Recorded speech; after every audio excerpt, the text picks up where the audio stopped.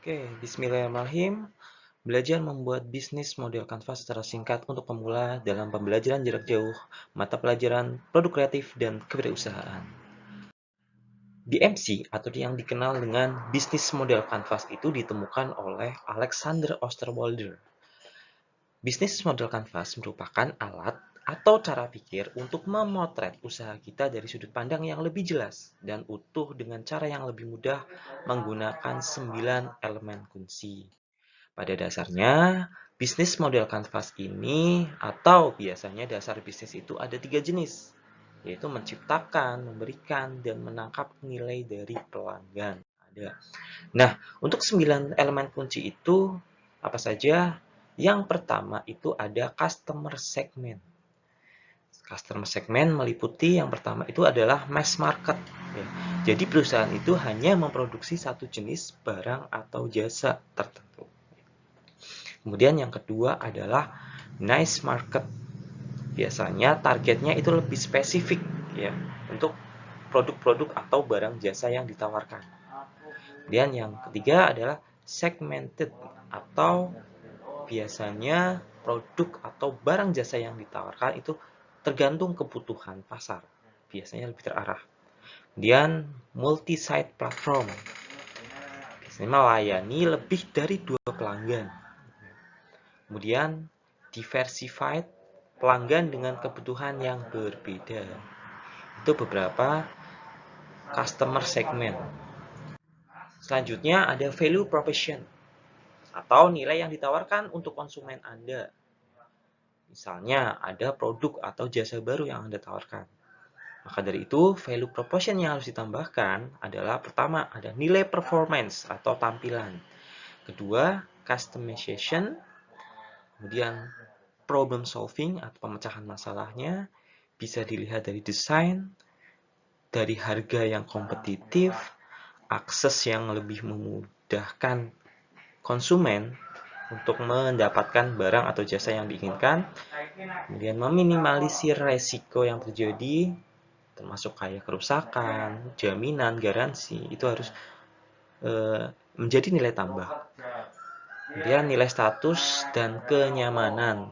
Ya, jadi pelanggan itu merasa nyaman menggunakan produk yang kalian berikan atau kalian tawarkan.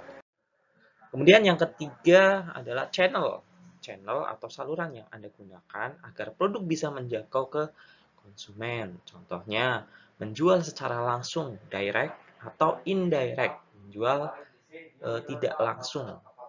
Ada juga menggunakan dengan awareness. Biasanya menginformasikan terlebih dahulu, kayak iklan di TV, radio, selebaran, dan sebagainya. Itu strategi di channel atau di saluran yang kamu buat.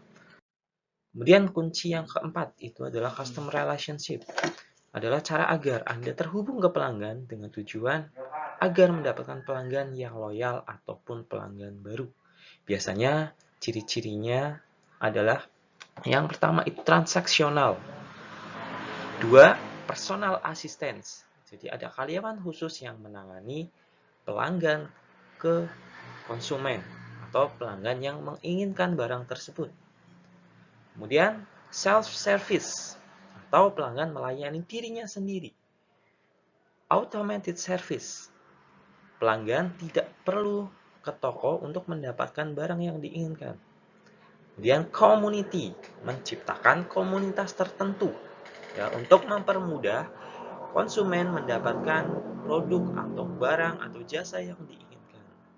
Yang terakhir adalah co-creation, mengajak pelanggan menciptakan sesuatu untuk produk Anda. Contohnya bisa menggunakan giveaway, kemudian perlombaan, donasi, dan sebagainya. Kemudian lanjut ke kunci yang kelima, yaitu revenue stream atau pendapatan usaha. Biasanya sumber pendapatan Anda selain penjualan produk atau produk lainnya untuk menghasilkan uang atau dana yang digunakan untuk keberlangsungan bisnis Anda. Keenam, key resource merupakan sumber daya yang harus dimiliki agar bisnis Anda berjalan. Contohnya ada aset fisik, bisa berupa bangunan, kendaraan, mobil pribadi, peralatan. Kemudian ada intelektual, meliputi ada brand, hak cipta, database, atau bisa juga nomor halal, MUI, izin usaha, dan sebagainya. Kemudian sumber daya manusianya, ya, pelakunya, karyawan. Kemudian sumber daya keuangan, yang jelas harus ada modal untuk menunjang program kalian. Ketujuh, key activity. Ini adalah kegiatan utama dari bisnis Anda yang harus Anda lakukan. Jika Anda tidak melakukan key activity ini, maka bisa dipastikan bisnis Anda tidak berjalan. Ya. Contoh yang meliputi adalah produksi, pengolahan, pengemasan, distribusi, dan sebagainya.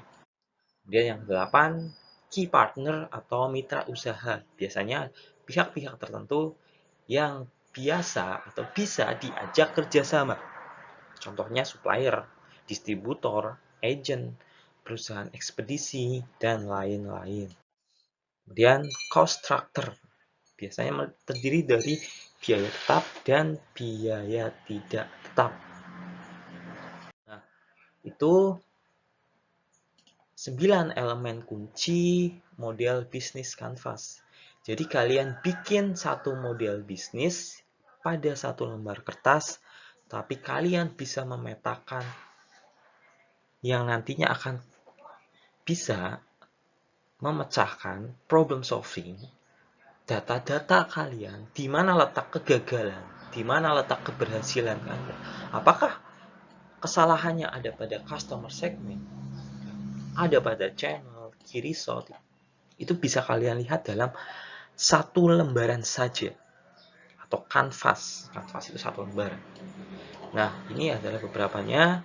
Nah, bisnis kanvas ini harus menyeimbangkan antara revenue stream dengan cost structure, ya, di antara sisi kanan dan sisi sebelah kirinya. Ya.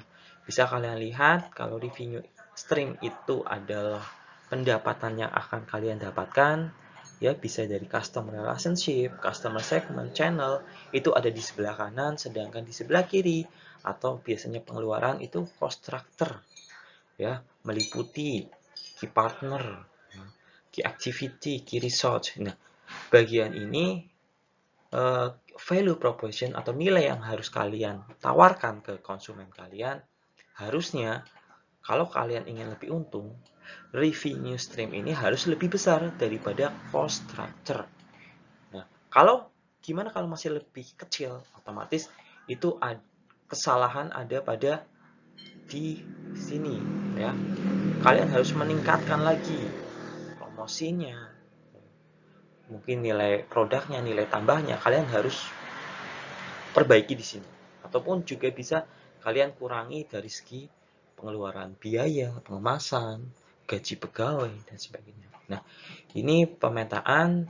Nah, nanti kalian isi, ya, satu persatu di bagian ini. Misalnya di yang pertama itu customer segment. Nah, cara mengisinya adalah ini berupa pertanyaan. Nanti kalian bisa jawab di bagian akhir. Di bagian customer segment ini, siapa sih yang akan membeli produk Anda? Ya, tentukan. Siapa yang mau membayar Anda? Ya, konsumen. Apakah produk yang Anda tawarkan itu untuk anak-anak, dewasa, orang tua, atau manula? Ya, atau lanjut usia? Kalian jawab di sini, di customer segment. Ya. Tadi di customer segment meliputi ada mass market, niche market, segmented, kemudian beberapa tadi. Ya, yang kedua, untuk menjawab value proposition, itu adalah nilai jual atau nilai tambah yang dihasilkan terhadap produk Anda. Kalian harus bisa menjawab, ya, atau mengisikan jawaban dari pertanyaan ini. Mengapa orang memilih untuk menggunakan produk atau jasa Anda? Apa sih keunggulan bisnis Anda dibandingkan kompetitor lain? Apa yang paling menarik dari model bisnis Anda? Kalian jawab, masukkan beberapa nilai value proposition pada kolom value proposition. Yang ketiga, channel. Untuk mengisi channel ini, kalian paling nggak bisa menjawab gambaran bagaimana cara pelanggan dapat mengetahui produk jasa yang Anda tawarkan. Dan bagaimana cara produk atau jasa bisa sampai ke tangan pelanggan. Apakah cara itu efektif? Kalian jelaskan di bagian kolom channel. Lanjut kunci yang keempat, customer relationship. Bagaimana cara Anda untuk selalu connect dengan pelanggan? Lalu, bagaimana Anda memastikan pelanggan puas terhadap atau setelah menggunakan produk jasa Anda? Kunci yang kelima itu revenue stream, yaitu bagaimana cara bisnis Anda menghasilkan uang. Apa saja produk atau jasa yang Anda tawarkan. Yang keenam, key activity. Ini adalah kegiatan-kegiatan yang harus dan wajib Anda lakukan untuk menciptakan value proposition.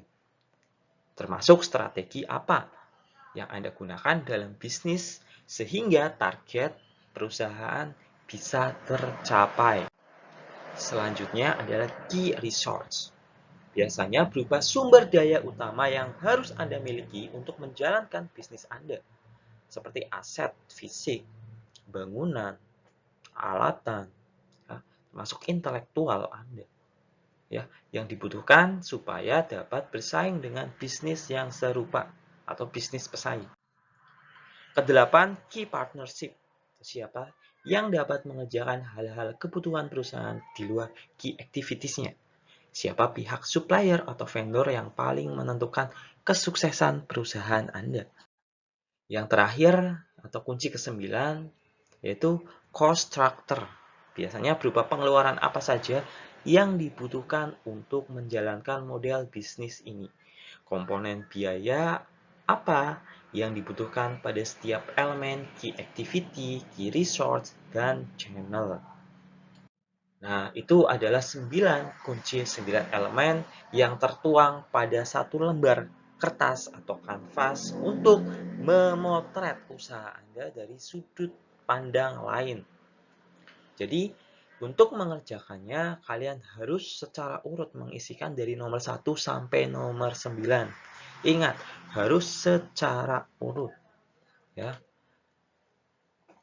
Nah, ini adalah contoh bisnis model kanvas. Ya.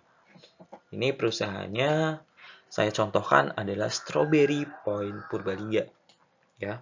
Siapa produsen penggerak atau pelakunya? Misal saya tuliskan di sini tanggal pembuatan atau tanggal kanvas itu dibuat. Yang pertama itu ada target pasarnya. Target pasar itu adalah, saya contohkan, anak-anak, karena anak-anak suka dengan stroberi. Bisa juga wisatawan lokal, kemudian pecinta makanan sehat. Kita juga bisa menawarkan ke restoran dan kafe-kafe. Nah, selanjutnya setelah kita masuk ke customer segment, kita target yang kedua adalah customer relationship. Nah, customer relationship ini sudah saya berikan adalah cara agar pelanggan mendapat kemudahan, ya. Bisa juga berupa